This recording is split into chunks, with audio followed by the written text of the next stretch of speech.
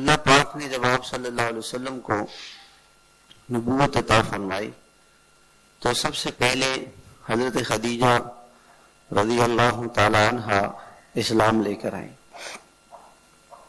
اور اس کے بعد حضرت ابوبکر رضی اللہ تعالی عنہ اسلام میں داخل ہوئے۔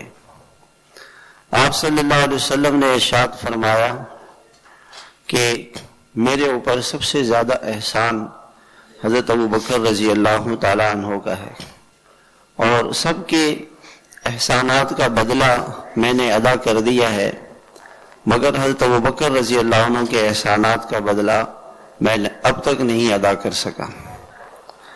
یہ وہ صحابی ہیں جنہوں نے، اور آپ نے فرمایا کہ جب میں نے نبوت کا اعلان کیا تو رسول اللہ صلی اللہ علیہ وسلم نے جب نبوت کا اعلان کیا تو آپ کے اعلان نبوت پر فوراً ایمان لانے والے حضرت ابوبکر رضی اللہ تعالی عنہ تھے۔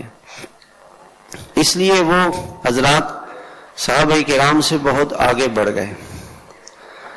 اسلام اور اللہ کا دین، اس کا خلاصہ کیا ہے؟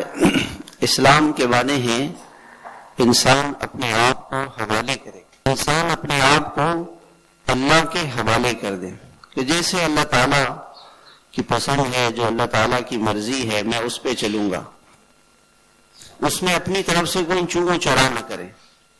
یہی بات حضرت ابوبکر رضی اللہ عنہ میں تھی۔ جیسے ہی اللہ کے نبی نے نبوت کا اعلان فرمایا تو فوراً اسلام میں داخل ہو گئے۔